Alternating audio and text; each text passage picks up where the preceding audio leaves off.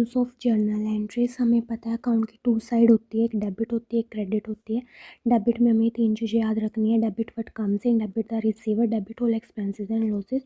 और क्रेडिट में हमें तीन चीज़ें याद रखनी है, credit what goes out, credit the giver, credit all income and gains. ठीक है, तो इसको हम ट्रिक से याद रख सकते हैं। डेबिट को हम याद रख सकते हैं ECR, ई से एक्सपेंस, सी से कम्स इन, आर से रिसीवर, तो डेबिट ECR।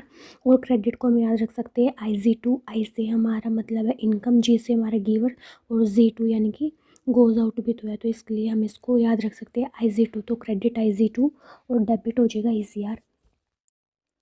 तो ये वेजेस पेड इन कैश, हमें पता है वेजेस एक्सपेंस होता है और कैश बिजनेस के अंदर आ रहा है तो वेजेस एक्सपेंस होता है, इसलिए इसको डेबिट किया हुआ है, और कैश बिजनेस से बाहर जा रहा है इसलिए इसको क्रेडिट किया हुआ है। सेम ऐसे ही commission receive in cash, commission हमारी इनकम होती है, कैश बिजनेस के अंदर आ रहा है इसलिए इसको कैश को डेबिट किया हुआ, और कमीशन को क्रेडिट इसलिए किया हुआ है क्योंकि कमीशन हमारी इनकम होती है।